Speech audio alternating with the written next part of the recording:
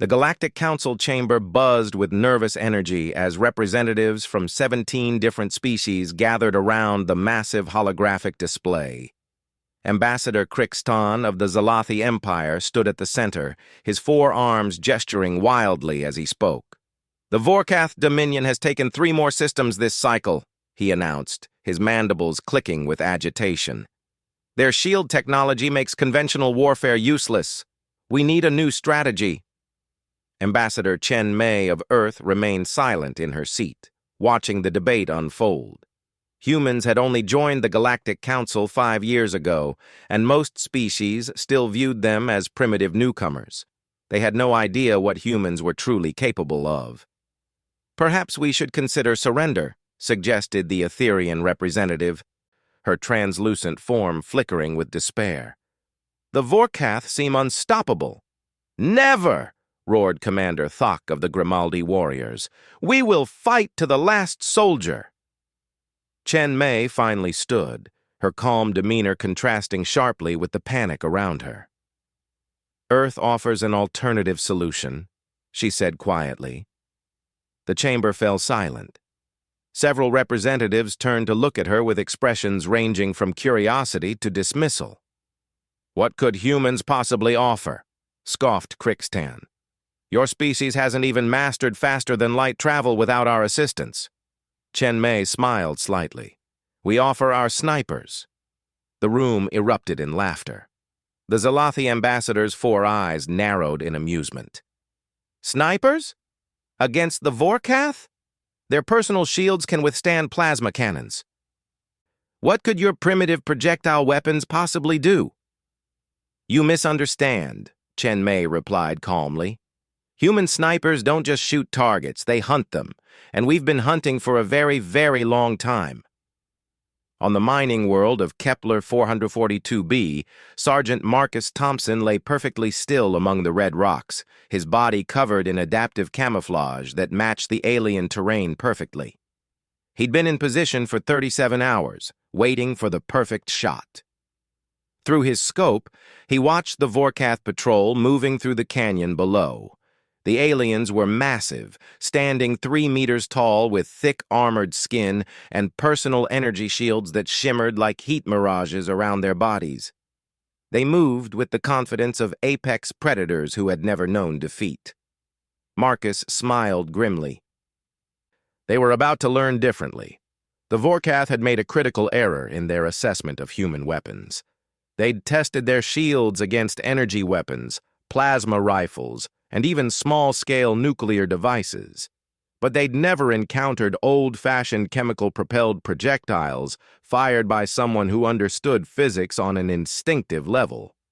Marcus made minute adjustments to his rifle, a heavily modified .50 caliber weapon that looked almost primitive compared to the energy weapons favored by other species. But it was the ammunition that made the difference. Each round was carefully crafted with a tungsten core and a special polymer coating developed by human scientists after studying captured Vorkath shield technology. The lead Vorkath stopped to survey the area, its reptilian head swiveling back and forth. Marcus controlled his breathing, his heartbeat slowing to an almost meditative rhythm. This was the moment. He didn't aim for the center mass like the military manuals of other species suggested. Instead, he targeted a specific point where the shield generator created a minute fluctuation in the energy field, a weakness that lasted for exactly 0.3 seconds every 4.7 seconds. It was a flaw so small that even the most advanced targeting computers of other species couldn't detect it, let alone exploit it. But Marcus wasn't relying on computers. He was relying on millions of years of human evolution, on ancestors who had survived by tracking prey across vast savannas, by understanding wind patterns and projectile arcs without conscious thought. The rifle bucked against his shoulder. The specialized round traveled at over 1,200 meters per second, its polymer coating reacting with the shield energy to create a microscopic tunnel through the barrier. The tungsten core passed through and struck the Vorkath commander precisely where the main nerve cluster connected to its brain stem. The massive alien dropped instantly, its shields flickering and dying.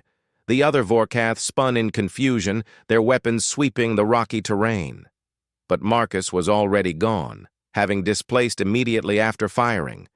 By the time they thought to look at the ridge line, he was 500 meters away and setting up his next position. On Earth, Colonel Sarah Mitchell stood before a room full of skeptical alien military advisors. Behind her, a holographic display showed the training grounds of Camp Lejeune, where human snipers had been perfecting their craft for generations. "You have to understand," she explained. "Human hunting isn't about superior technology. It's about patience, observation, and understanding your prey better than it understands itself." The Grimaldi commander interrupted with a grunt.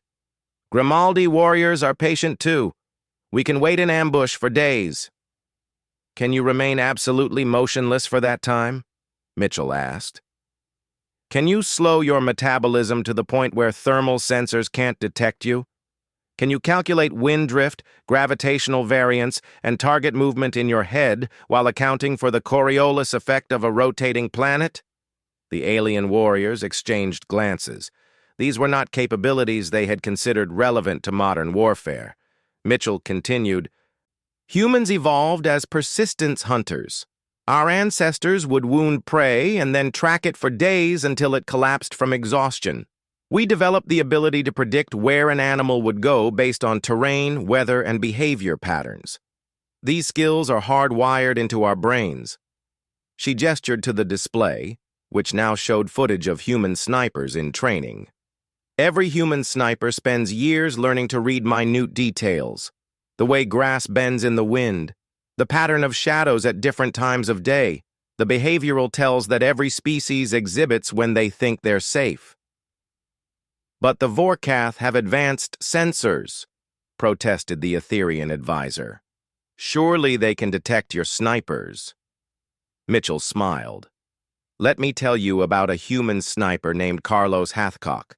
During one of our planetary wars, he crawled over a kilometer through enemy territory, moving so slowly that it took him 4 days to reach his target.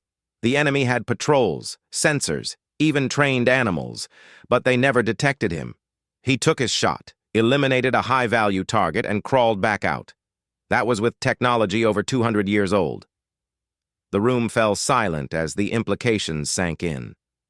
Back on Kepler 442b, Marcus had eliminated 3 more Vorkath soldiers, each shot coming from a different location, each one exploiting the same shield weakness that the aliens didn't even know existed.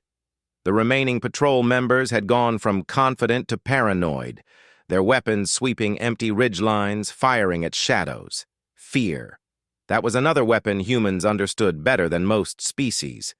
The Vorkath were used to enemies who engaged in direct combat, who met them with shield walls and energy barrages. They weren't prepared for an enemy they couldn't see, couldn't predict, and couldn't understand.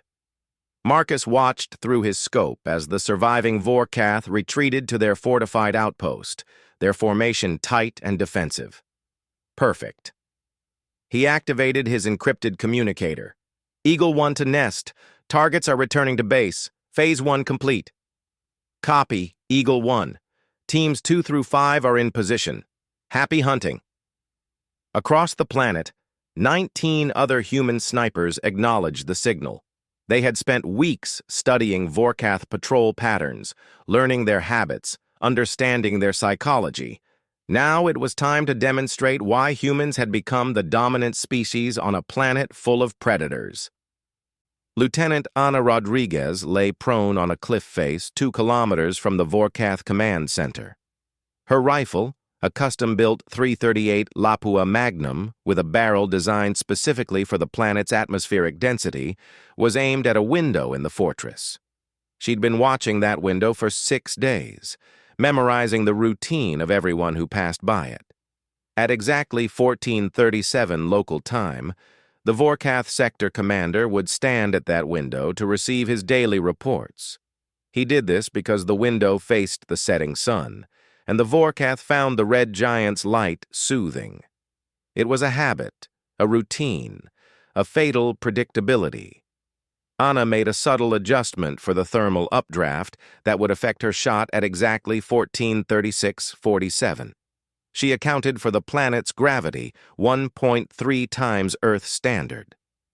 She calculated the minute variation in air density caused by the industrial emissions from the fortress. All of this happened below conscious thought, processed by a brain evolved for exactly this kind of complex ballistic calculation. The sector commander appeared at the window right on schedule. Anna's finger caressed the trigger, applying exactly 2.3 pounds of pressure. The rifle whispered death across 2 kilometers of alien air. The specialized round punched through the reinforced window and the commander's personal shield in the same instant, the polymer coating reacting with both barriers to maintain the projectile's integrity. The Vorkath commander stumbled forward, orange blood spraying across the window before collapsing out of sight. Alarms blared across the fortress. Soldiers scrambled to defensive positions. Weapons powering up, shields activating. But Anna was already breaking down her rifle, preparing to move to her secondary position. By the time the Vorkath response teams reached her shooting position, they would find nothing but a few disturbed pebbles and the lingering question of how a single human had just assassinated one of their most protected leaders. The psychological warfare had begun. Across Kepler 442b, human snipers were demonstrating that nowhere was safe, no position was secure, and no shield was impenetrable. The Vorkath, who had conquered dozens of worlds through technological superiority and brute force, were learning what humans had known for millennia. The most dangerous predator is the one you never see coming. In the Galactic Council chambers, emergency sessions were being called as reports flooded in from the battlefield. Ambassador Chen Mei sat quietly as panicked discussions erupted around her. The Vorkath advance had not just stopped, it had reversed. Entire battalions were refusing to leave their fortified positions, terrified of the invisible death that struck from impossible distances. "How?" demanded Crixton, his 4 arms waving in agitation.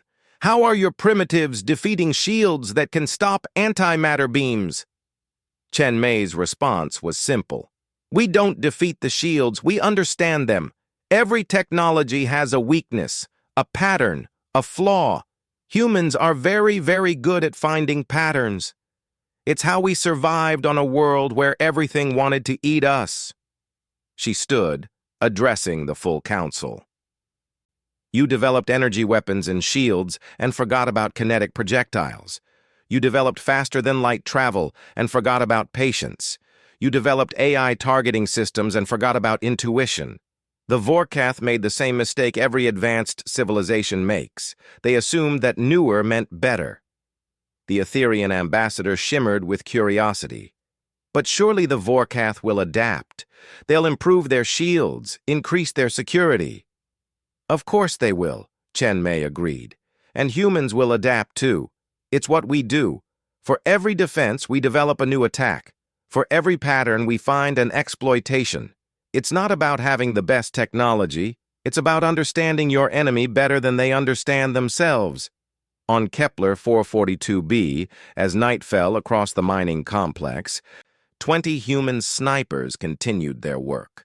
Each shot was a message, each kill a psychological weapon more devastating than any plasma cannon.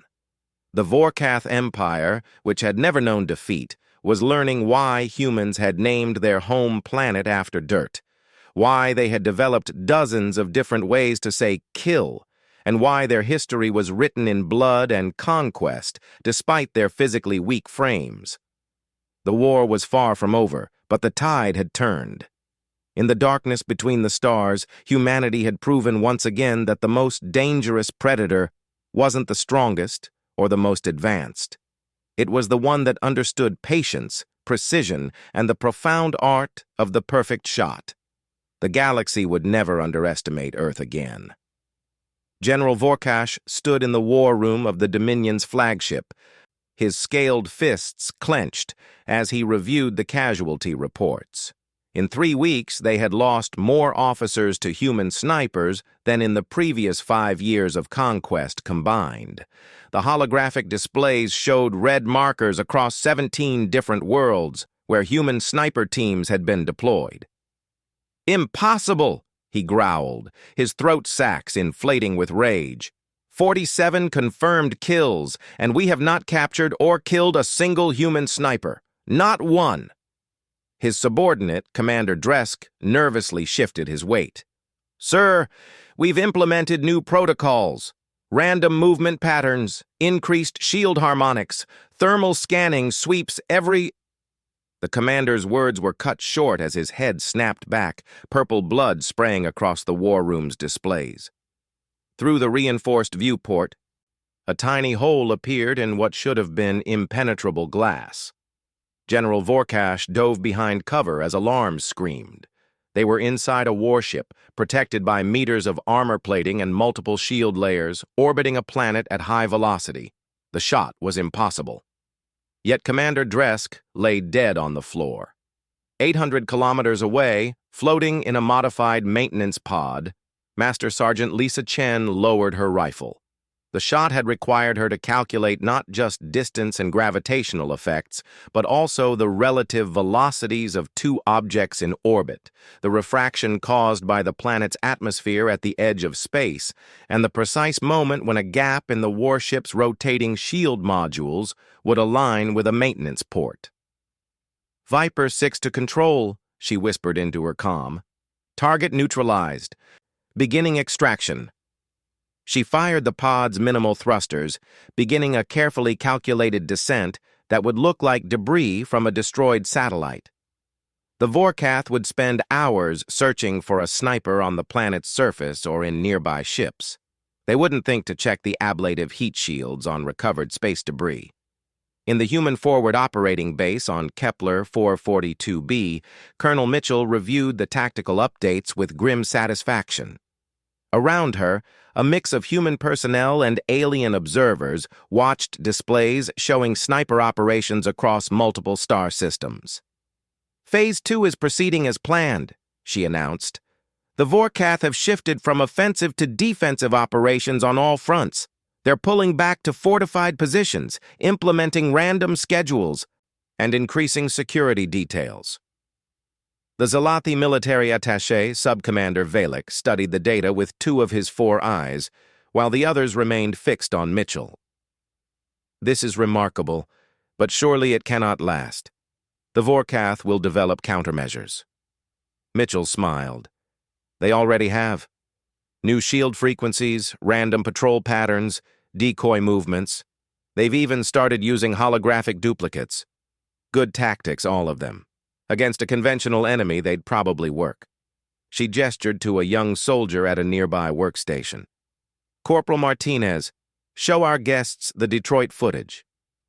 The displays shifted to show an urban environment on the human colony world of New Detroit. Vorkath forces had occupied the city 3 months ago, turning it into a fortress. Buildings bristled with sensors. Streets were patrolled by hover drones, and every corner had overlapping fields of fire. "The Vorkath learned from their initial losses," Mitchell explained. "They implemented every countermeasure their military science could devise. Motion sensors that could detect a heartbeat at 500 meters. Thermal imaging that could spot a human heat signature through solid walls.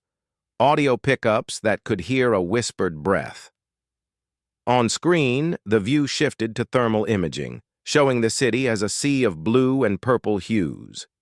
"This was their critical error," Mitchell continued. "They tried to out-technology us. They forgot that humans have been defeating superior predators with nothing but cunning for hundreds of thousands of years." The display zoomed in on what appeared to be an empty rooftop. As they watched, a section of the roof itself seemed to shift slightly. The movement was so minor that even knowing where to look, several observers missed it. "Sergeant David Park," Mitchell narrated, "buried himself in heat-dissipating gel and ceramic microspheres 3 days ago. His body temperature matches the ambient environment. His heartbeat is slowed to 12 beats per minute through meditation techniques. He breathes through a tube that vents 2 buildings away. The Grimaldi warriors in the room leaned forward, their respect evident. They were witnessing patience that exceeded even their legendary battle trances. On screen, a Vorkath patrol rounded the corner. Unlike the confident warriors of weeks past, these moved cautiously, weapons raised, heads constantly swiveling. They checked every window, every doorway, every possible firing position. They never looked at the roof they were walking past. The thermal image showed the slightest temperature spike as Park's rifle fired. The sound suppressor and subsonic ammunition meant the shot was quieter than the ambient city noise. The Vorkath officer dropped, and by the time his squad reacted, Park had already submerged back into his concealment. On thermal imaging, he was invisible. Motion sensors detected nothing. Audio pickups heard only the panicked shouts of Vorkath soldiers firing at ghosts. 17 hours later, he took his second shot, Mitchell added. 31 hours after that, his third. The Vorkath abandoned that sector of the city yesterday. Back in space, the Vorkath fleet had implemented new protocols. Ships constantly varied their orbits. Shields rotated through random frequencies, and entire sections were sealed off and depressurized to prevent infiltration. General Vorkash had moved his command center 3 times in as many days. It didn't matter. Specialist Jamie Rodriguez floated in the void, tethered to a piece of space debris by a monofilament line so thin it was invisible to most sensors. She had been there for 9 days, surviving on recycled air and water, her waste heat absorbed by specialized panels that made her indistinguishable from the cosmic background radiation. She wasn't waiting for a shot. She was observing, recording, learning. Every ship movement, every communication burst, every pattern in what the Vorkath thought was randomness. Her enhanced neural implant, a piece of technology humans had developed not for warfare, but for deep space exploration, recorded terabytes of data. They're rotating shield frequencies every 4.7 seconds, she sub-vocalized into her recorder. But there's a pattern. When they change course, the port shields lag by 0.15 seconds. During communication bursts, power draws cause a 0.008% fluctuation in the starboard generators. To the Vorkath, she was invisible, not because of advanced stealth technology, but because she had made herself part of the environment. Humans called it becoming one with the terrain, a concept that baffled species who relied on technology to solve every problem. On the agricultural world of Haven, Sniper Team 7 faced a different challenge. The Vorkath had learned to fear open spaces and long sight lines. They had pulled back into underground bunkers, communicating only through hardwired systems, emerging only in heavily armored vehicles with overlapping shield coverage. Corporal Tom Nightingale studied the problem with the patience of a hunter. The Vorkath thought they were safe underground. They had forgotten that humans had been flushing prey from caves since before they had language. "What's the atmospheric composition down there?" he asked his spotter, Private Sarah Kim. She consulted her tablet. "Standard nitrogen-oxygen mix, but they're recycling it through their life support systems." "Why?" Tom smiled. "Because they're breathing. And if they're breathing, they're vulnerable." He began unpacking specialized ammunition, rounds that looked almost delicate compared to the armor-piercing bullets they usually used. Polymer-bonded aerosol dispensers. On impact, they release a cloud of microscopic particles. Harmless to most species, but Vorkath have those specialized breathing sacs. Sarah's eyes widened in understanding. "The particles will accumulate in their respiratory system." "Not enough to kill," Tom clarified. "Just enough to cause mild irritation, make them cough, and when someone coughs in a bunker with acoustic sensors." 3 days later, the Vorkath abandoned the Haven bunkers. The invisible enemy had found them even in their most secure positions. Worse, several soldiers had developed psychological conditions, convinced they could feel the human snipers watching them even in sealed chambers. Paranoia spread through the ranks like a virus. In the Galactic Council, emergency sessions had become daily occurrences. The Vorkath advance had not just stalled, it had turned into a full retreat.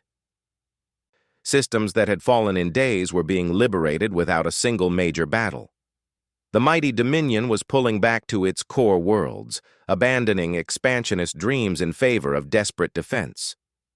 Ambassador Chen Mei addressed the assembled representatives with calm authority.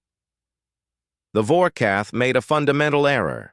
They believed that warfare was about technology, about shields and weapons and sensors. They forgot that warfare is, at its core, about psychology. She gestured to the tactical displays. Every species in this council evolved as either predator or prey. You developed strategies based on those roles. But humans? We evolved as both. We were prey to the great cats and bears of our world, and we were predators to everything else. We learned to think like both hunter and hunted. The Etherian ambassador pulsed with curiosity. But surely this advantage is temporary. The Vorkath will adapt, develop new strategies. Of course, Chen Mei agreed, and we will adapt faster. Because while you were developing faster than light travel, we were perfecting the art of warfare. Your histories speak of great battles, of fleets clashing among the stars. Our history is different. We speak of snipers who changed the course of wars with a single bullet, of hunters who tracked prey across continents, of patience so profound it became legendary. She paused, letting her words sink in. You asked what humans could offer the Galactic Council. We offer the reminder that technology is a tool, not a solution. That understanding your enemy's mind is more powerful than any shield. That patience and precision can defeat strength and speed. On a dozen worlds, human snipers continued their work. Each shot was calculated not just for its physical impact, but for its psychological effect. They targeted officers not just to disrupt command structures, but to make subordinates afraid of promotion. They struck at random intervals to prevent the enemy from establishing routines. They left behind no evidence except the growing certainty in every Vorkath soldier's mind that somewhere, perhaps just beyond visual range, a human was watching through a scope.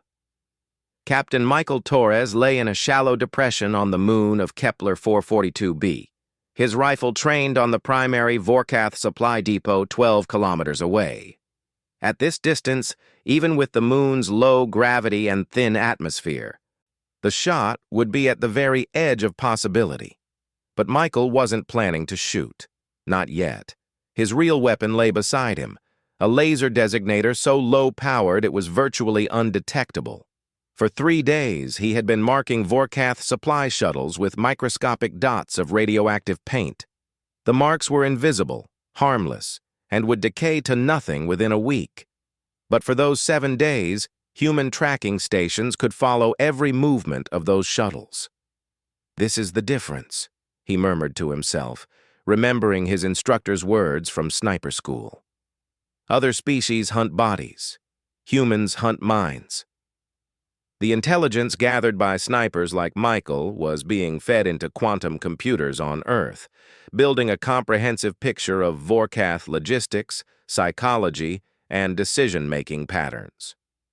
Military scientists were developing new ammunition types based on observed shield behaviors.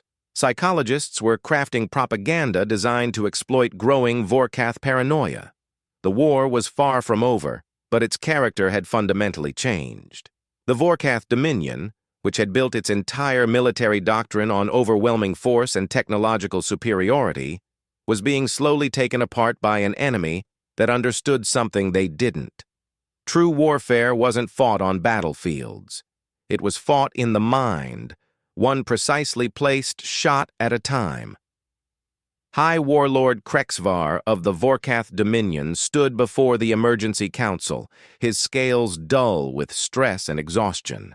The being who had once radiated supreme confidence now moved with the careful hesitation of prey.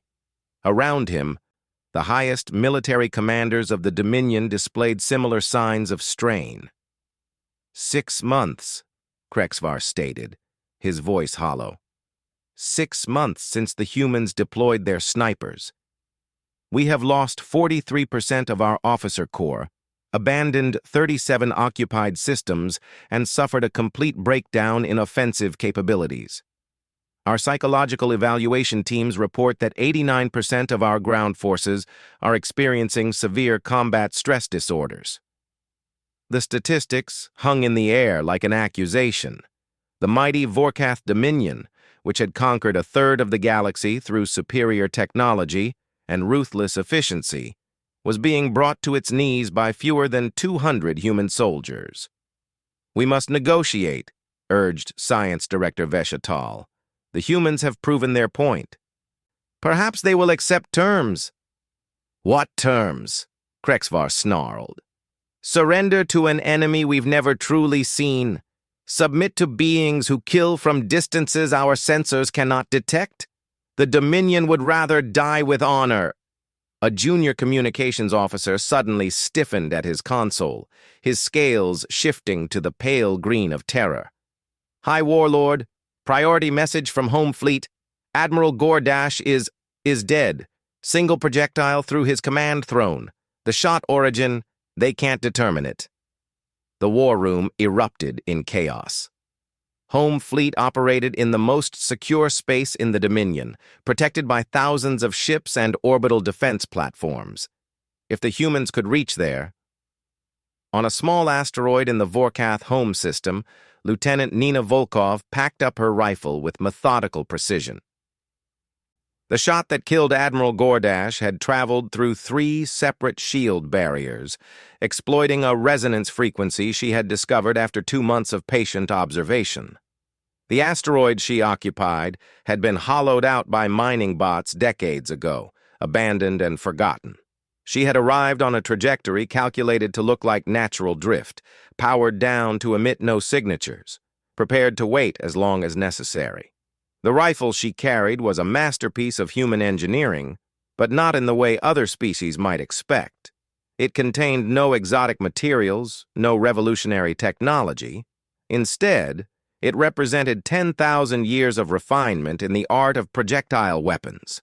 Every component had been perfected through countless iterations, tested in every environment from Arctic tundra to Martian deserts. But the rifle was just a tool. The real weapon was Nina herself, and the millions of years of evolution that had crafted her species into persistence, predators without equal. As her extraction craft powered up, hidden until now by heat-absorbing panels, Nina allowed herself a moment of reflection. The Vorkath would find her hide eventually, would analyze every aspect of her position. They would marvel at how she had survived for months on minimal supplies, how she had calculated shot trajectories that their best computers said were impossible, how she had remained undetected by sensors that could spot a micrometeorite at 1,000,000 kilometers. They would understand the how. They would never truly understand the why. In the Human Strategic Command Center on Luna, General Patricia Hayes reviewed the final phase preparations with her staff. The holographic display showed Vorkath forces in full retreat across every front, abandoning even their core industrial worlds in a desperate attempt to consolidate defenses around their home system. "Phase 3 initiates in 72 hours, she announced. "All sniper teams are to begin final positioning. Operation Whisper is authorized."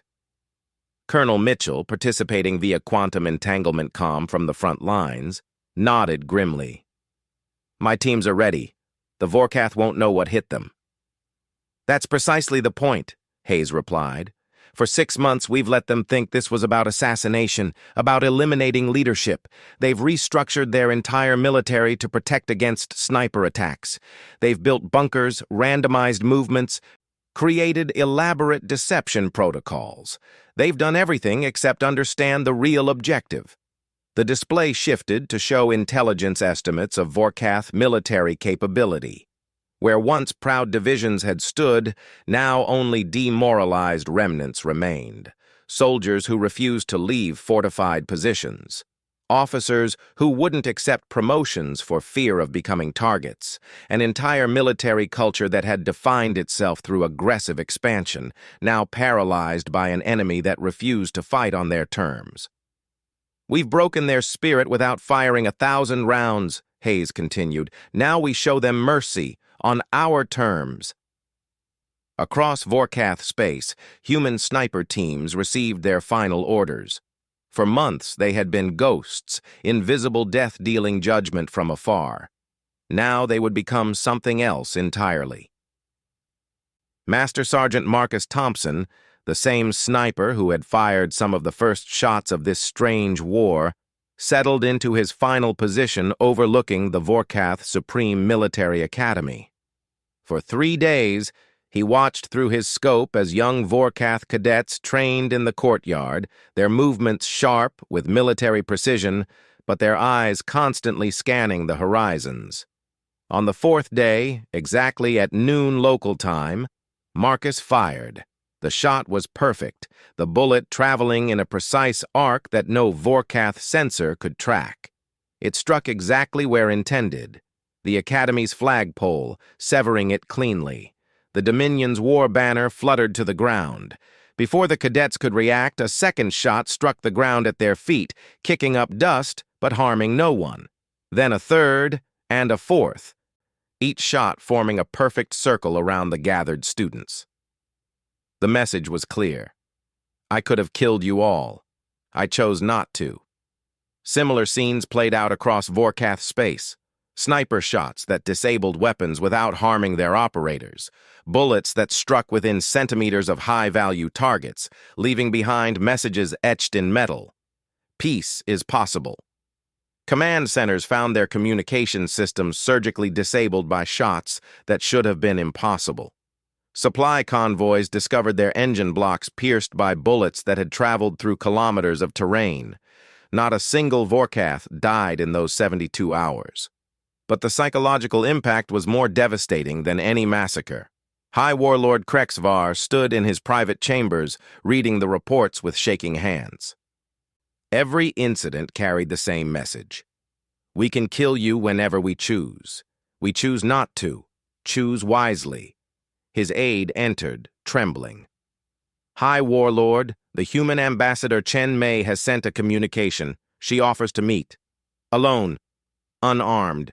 At the coordinates contained in this message. Krexvar studied the coordinates.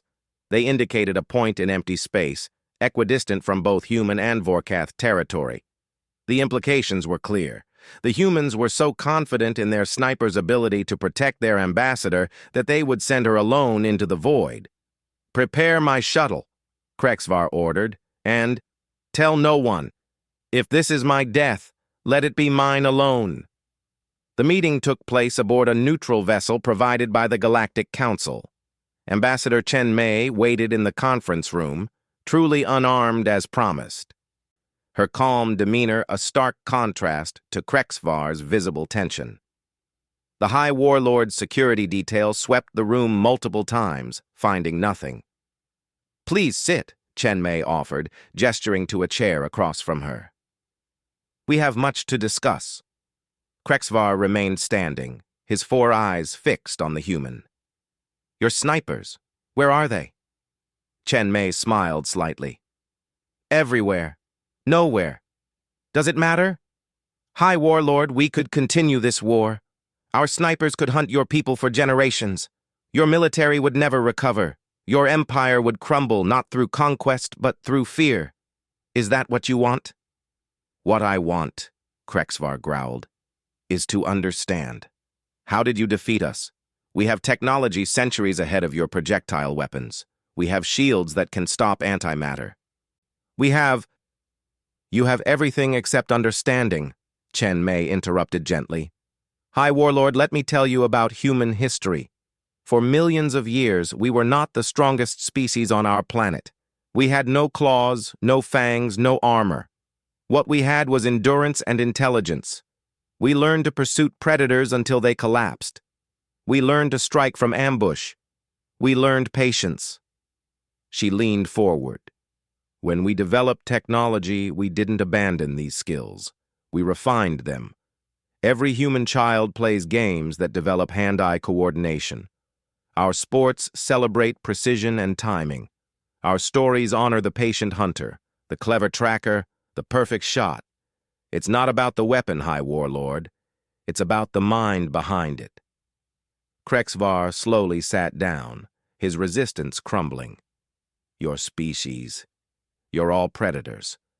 All of you. No, Chenmei corrected. We're survivors, and survivors learn to be whatever they need to be. Against the Vorkath Dominion's military might, we needed to be ghosts. Against another enemy, we might be something else entirely. That's what makes humans dangerous. Not our weapons or our technology, but our adaptability. She placed a data pad on the table between them. This contains our terms. Complete withdrawal from all occupied systems. Reparations to affected species. And most importantly, a seat for the Vorkath at the Galactic Council, with all the responsibilities that entails. Krexvar's eyes widened. You're offering us membership? After everything? The galaxy needs the Vorkath, Chenmei explained. Your technology, your strength, your warrior culture. But channeled constructively, not destructively. Humans learned long ago that today's enemy can be tomorrow's ally. We offer you a choice. Continue this war and watch your empire die from 1,000 invisible cuts, or join us in building something better. The High Warlord was silent for a long moment. Then, with a gesture that would have been unthinkable months ago, he reached for the data pad. 3 months later, the Galactic Council convened for a historic session. High Warlord Krexvar, now Ambassador Krexvar, took his seat among the representatives. The signing ceremony was broadcast across the galaxy, marking the end of the Vorkath War and the beginning of a new era. But perhaps the most significant moment came afterward, during an informal gathering. A young Zalathi military cadet approached Colonel Mitchell, who was attending as part of the human delegation. "Colonel," the cadet asked nervously, "is it true what they say? That human snipers can make impossible shots? That they can wait for days without moving?" Mitchell considered her answer carefully.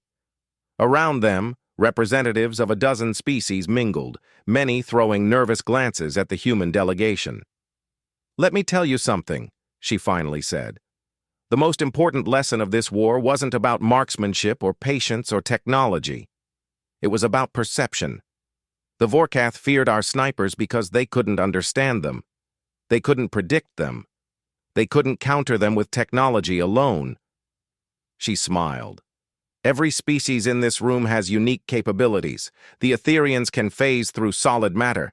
The Grimaldi have unmatched strength. The Vorkath have the finest shield technology in the galaxy. But humans? We have the ability to become whatever we need to be. Today, we needed to be snipers. Tomorrow, who knows?" The cadet absorbed this, then asked, "But the snipers, where are they now?" Mitchell's smile widened slightly. "Who says they ever left?" The question hung in the air, and more than one diplomat found themselves glancing nervously at the windows overlooking the council chambers. Somewhere out there, perhaps on a distant asteroid or hidden in a maintenance shaft or simply walking among them disguised as civilians, human snipers might still be watching, waiting, ready. The war had ended, but its lesson would never be forgotten. In a galaxy of advanced civilizations and exotic technologies, humans had proven that the deadliest weapon wasn't a plasma cannon or a quantum torpedo. It was patience, precision, and the profound understanding that in warfare, as in hunting, the mind was always mightier than the sword. Years later, military academies across the galaxy would study the Vorkath War as a masterclass in asymmetric warfare.